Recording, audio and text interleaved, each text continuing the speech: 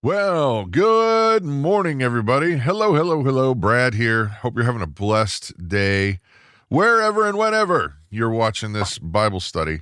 Today, we're going to continue on in Joshua 11. There's a lot of reading, but there's three really big points. Now, here's the thing. Don't do the spoiler thing. Yeah, I'm talking to you, Bulletproof Pastor. Oh, yeah, I am. I'm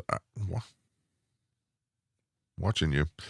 Don't do the spoiler thing, because there's some really cool points in here that a lot of us who maybe have not delved deeply into this are going to go, oh my gracious, that's so cool.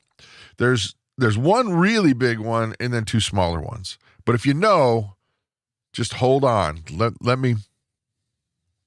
Watching you, Delaney B. Yeah. Watching you, Phoebe. Uh-huh. I have the power to ban. Anyway, let's see who's here this morning, and we're going to say good morning to Martha. Ruth, hey, Jess, good morning. And Mr. Taquito. Good morning to you, sir.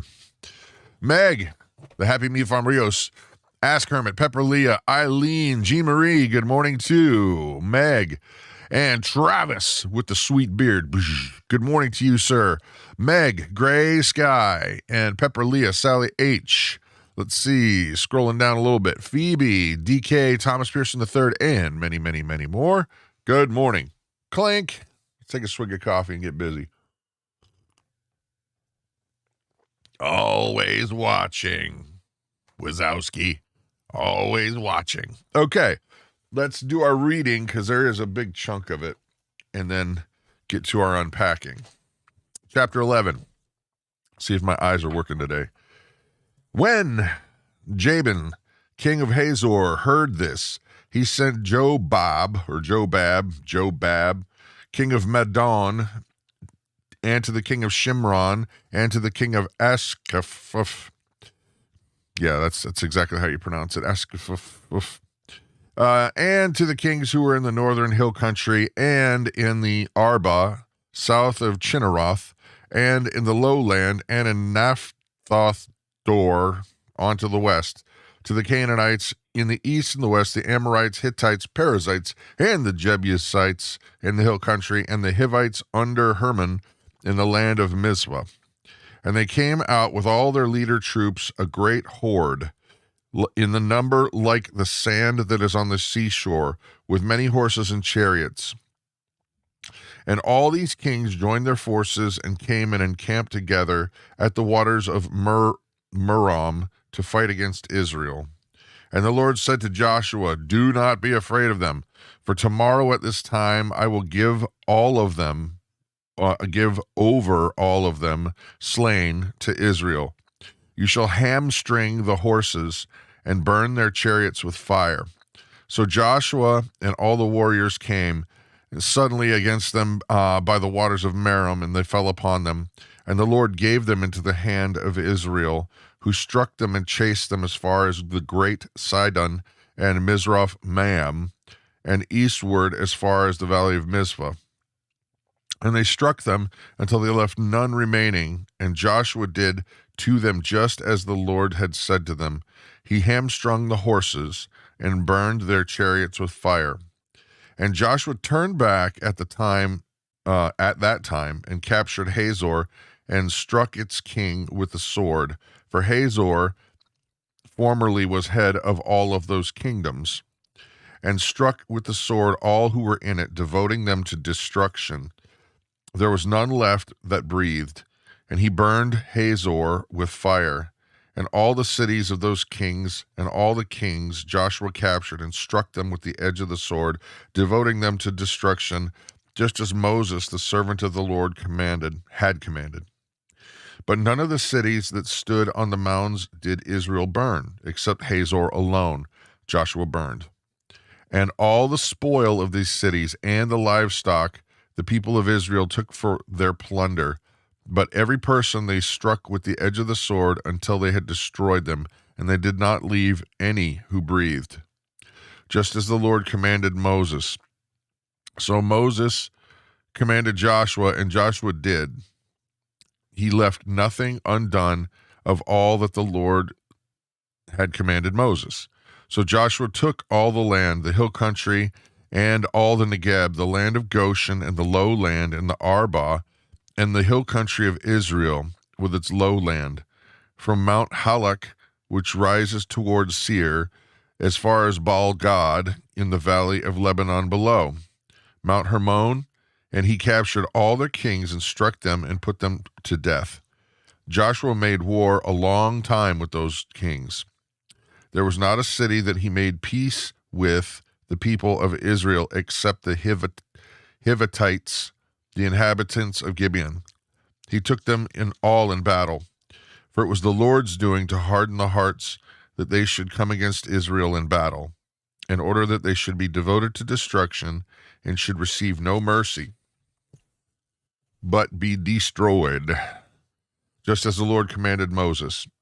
And Joshua came at that time and cut off the Anakim from the hill country, from the Hebron, from Debir, from Anab, and from the hill country of Judah, and from all the hill country of Israel. Joshua devoted them to destruction with their cities. There was none of the Anakim left in the land of the people of Israel. Only in Gaza, in Gath, and in Ashdod did some remain. So Joshua took the whole land according to all the Lord had spoken to Moses.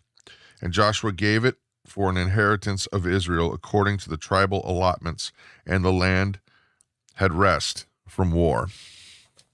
Okay. Okie dokie. Let's take a swig.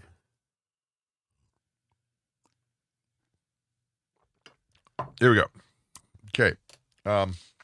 First things first.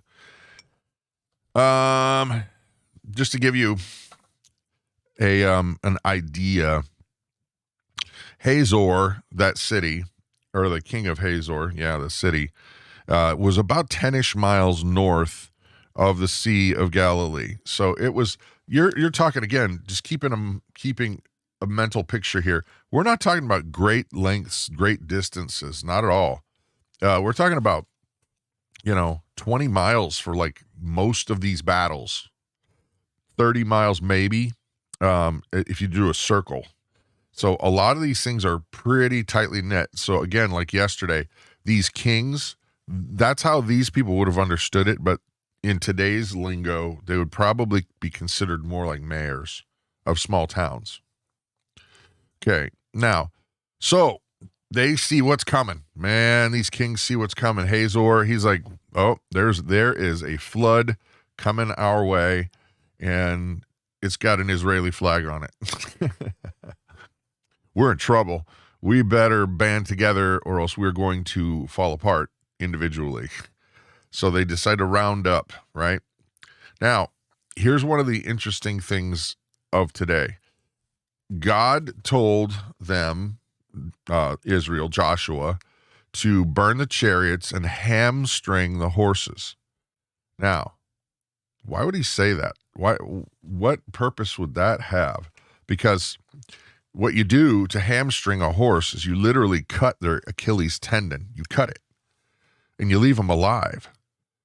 It's a horrible thing if everything that I've read is that the horses would probably writhe on the ground, on their side, pawing and trying to get away from the pain for a long, long time. And so here's the definition that I was reading again and again and again. The reasoning, the traditional reasoning for hamstringing the horses was so that they could not be used in warfare, because they would not be able to bear those burdens, okay? It would be too much for them. They would not be able to do it. Even when they were fully healed up, it doesn't grow back, okay? Burn the chariots. Well, the Israelites would not have even known how to use chariots in battle. So that was probably a means of just destroy their missiles, destroy their helicopters, destroy their stuff. We don't know how to use it anyway, and we don't need it, clearly. So destroy it. Now, back to the hamstringing. Here's what's funny about that to me, because I was thinking about this. what usefulness would you have in hamstringing a horse if, why not just kill it? If it's going to be useless in battle, why put the animal through all that pain? Because if you're saying, well, we don't want the horses to be used against us in the future, why not just kill it? It'd be easier, less pain for the animal. Well, here's a couple things that I thought up, I read, and then I thought one up. One is the military thing. They can't be used against you in military action. But I thought, well, then what usefulness is it? And I wondered, can a hamstrung horse still breed, mate, have babies? And most of the data I found was like, it didn't talk about it at all. And then I found, this is what I found. There's a park in Australia, okay, called Kosciuszko.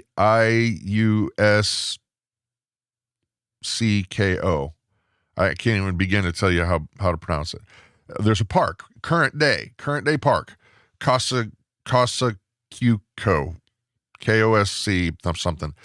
And they had hamstrung the horses so that because they were having the feral population in this park that was going nuts. It was too big.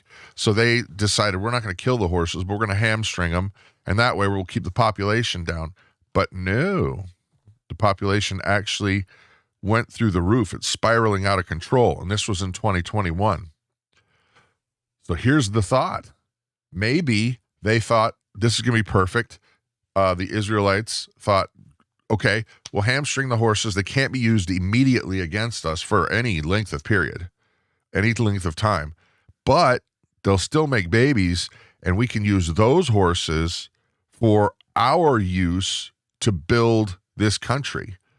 They're going to need horses to till. They're going to need horses to pull. They're going to need horses for a lot of things.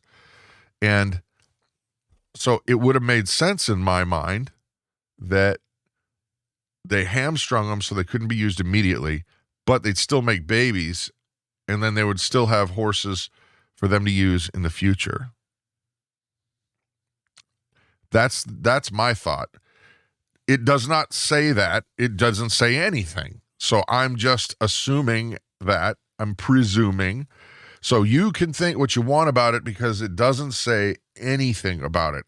But I just was scratching my head, like, why would they do that? That does not seem to make sense unless they can still make babies, which I found proof that it does. They can.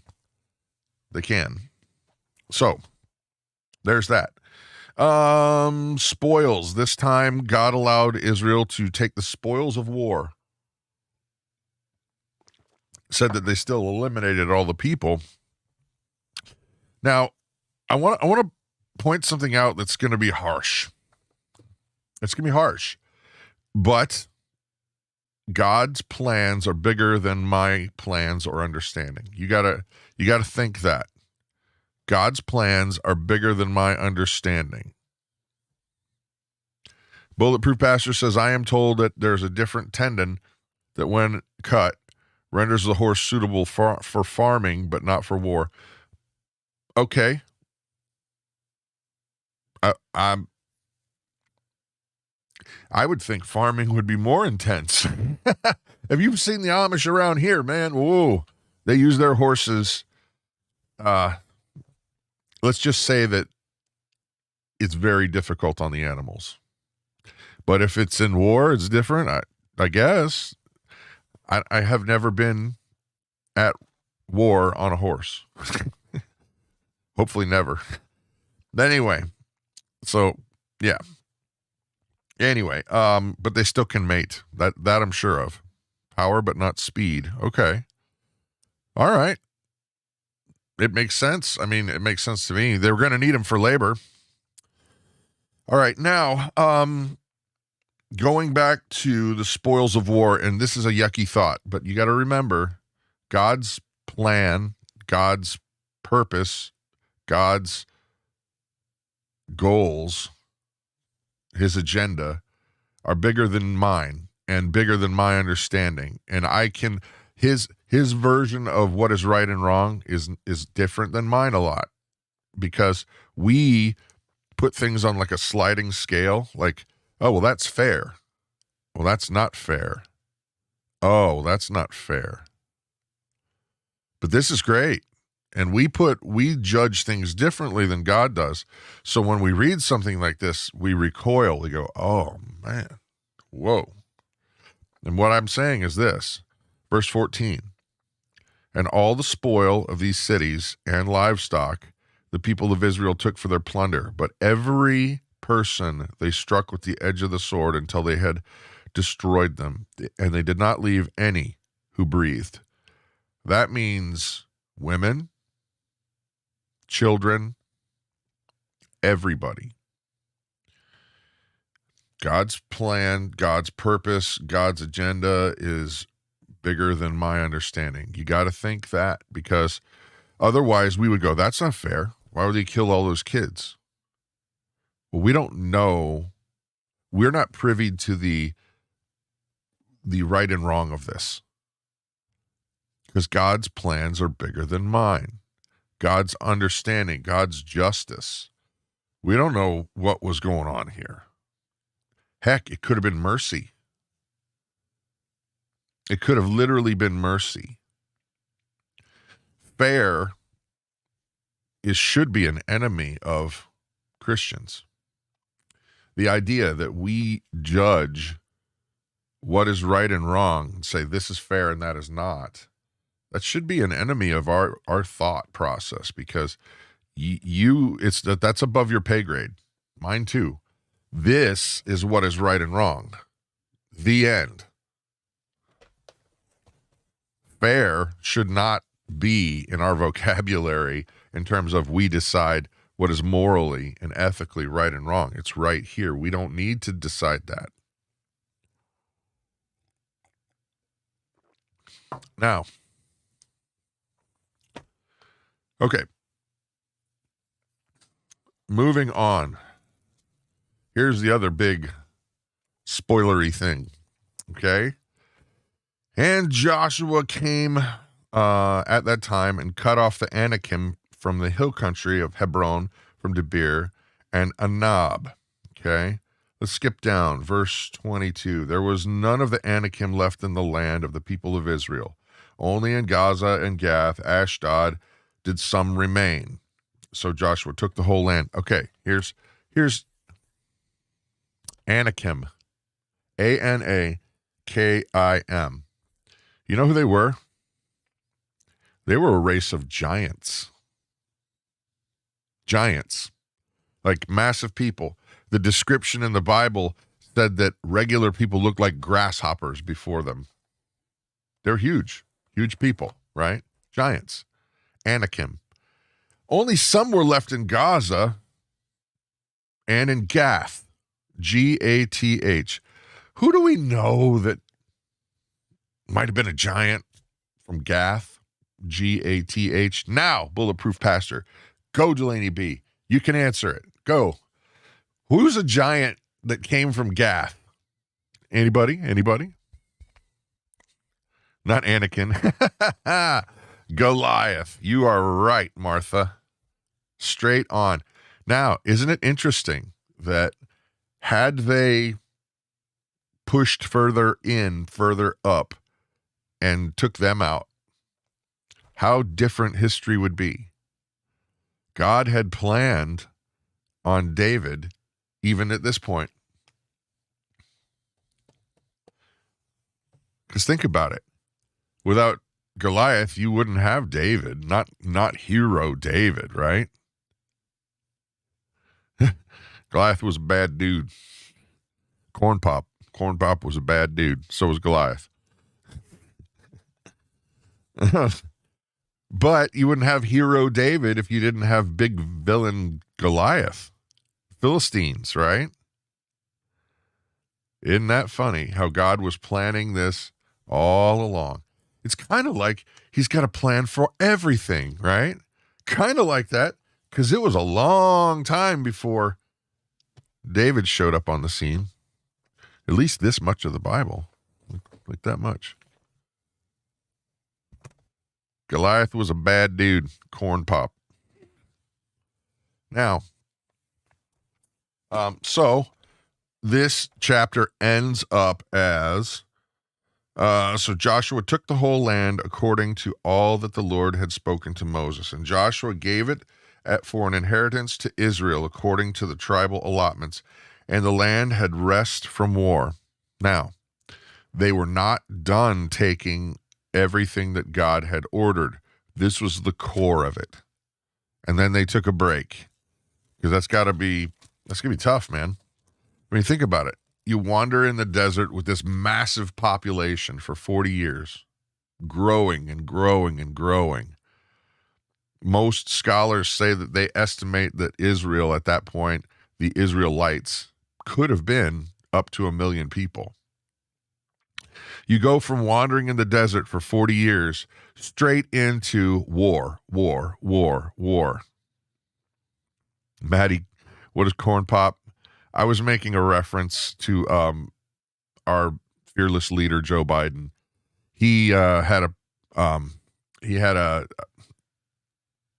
like a promotional thing where he was talking, or a political thing. He was talking about a bad guy named Corn Pop that he had to stand down and put him in his place long ago. And he was just showing, like, I'm a bad man. Corn Pop, he was a bad dude. I'm just repeating what he said. So, yeah. Yeah. So God has given the land, yeah, right. God has given the core of the land to the Israelites. But that had to be, like I said, again, that had to be really, really hard. You guys, that's funny. Okay, I'm surprised that a lot of you never heard of the corn pop thing. Yeah. Okay. Rabbit trail. Since we got a little bit of time, I was going to be done anyway. But so what it was he was politicking somewhere, and he was at a swimming pool with a lot of African American people there that he supposedly was a lifeguard at when he was younger. And he said there was an altercation where this guy wanted to jump in the pool, and he was a lifeguard, and he said, don't you go into the pool because they had to wear head coverings because of the hair additive that they would use, pomade or something like that. And so that guy, he was all mad and was going to go get a razor knife and tear Joe Biden up. Well, Joe Biden, he was describing Corn Pop as a bad dude because they called that guy Corn Pop. And so he got a length of pipe and he was going to take him out or whatever. It's all just baloney. It's just baloney. He's just blowing hot air to make himself look impressive. And I'm here to say, doesn't look very impressive. And now, by doing that, by saying that, he made a mockery of himself. And there's memes online everywhere that say Corn Pop was a bad dude. Just Google Corn Pop was a bad dude, and you'll see what I'm saying. The video will come up, and you'll go, "Oh my gosh, he said that? It's ridiculous." So no, when people say Corn Pop was, if they're referencing that, they are not referencing the breakfast cereal. Okay. Yeah, good. Praise God, my faith is not in these yahoos. I agree.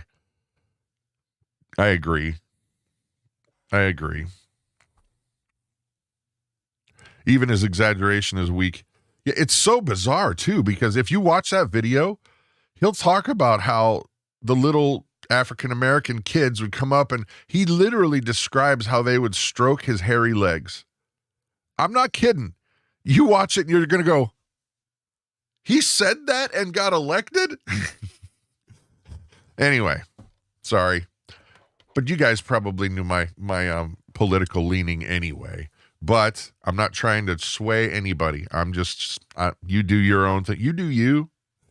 I'm just describing what happened because it was brought up and people were going, "What's this corn pop thing?" Anyway, so that said, let's get back to what's important. I keep looking at the comments. I am so resisting the urge to go back. I'm not going to do it. I'm not going to do it. So here's, I think, the big takeaway from all of this. When you look at how God brought Israel through the battles, when God provided the victory, time and time and time again, when they did what God said, God provided those victories, right? When they disobeyed, like an AI, then they got their butts whooped. And you can see this pattern that God had already laid out a long time, right?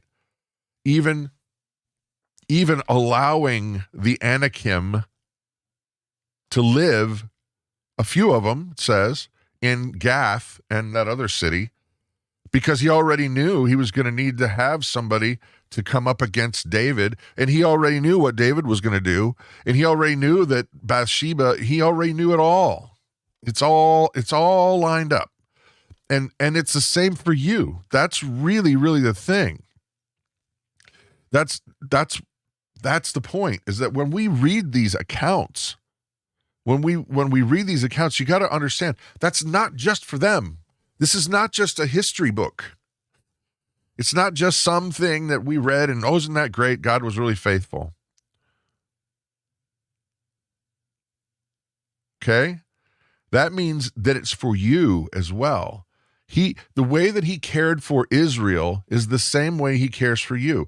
The same way that he provided the sacrificial lamb of himself, Jesus, because we could never follow the law. We could never do it perfectly. So the only way that we would ever have true relationship with him, eternal relationship, is if he provided the sacrifice, and the only perfect sacrifice was Jesus. It was God himself. God gave of himself for you. Now, we see this track record of faithful, mercy. Then when we're disobedient, well, what happens? Well, you get put in timeout or you get punished. It's no different, right? Then when we come into repentance, it's like yesterday when we were talking about the difference between the way that God will have favor. He always loves you. But there's sometimes when you're not in his favor. And there's sometimes when you need to be corrected. And it's always because of love. Love underlies everything. Even when Israel's being disobedient, he still loves them. That doesn't change. But his favor is gone, and sometimes they need to be corrected. Just the same as you and me. When we're out of line, then we need to be corrected. That doesn't change his love. Right? There's the point. We're seeing this pattern. And we're going to continue to see it. You know why? Because we got thick skulls. It takes a long time to get things through that skull till we go, oh, yeah, that's pretty good. There it is. So, that said, it's Wednesday, first day of Awana for the kids at church, which is a great program where they learn a lot about Bible and have fun in the process. So, we're going to pray, and then we're going to get on with our day.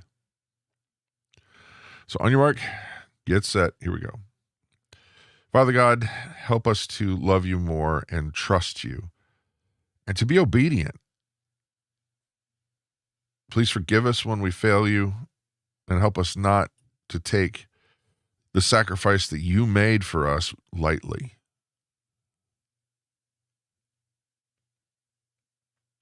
We love you, Jesus. Amen. Alrighty, guys. Have an awesome and blessed day. See ya.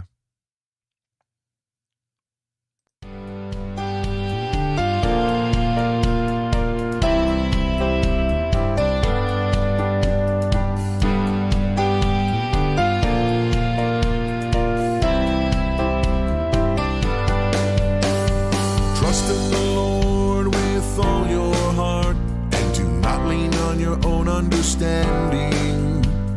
In all your ways acknowledge Him, and He will make straight your paths. Be not wise in your own eyes. Fear the Lord and turn away from evil. Does not wisdom come? Does not understanding raise her voice on the heights beside the way?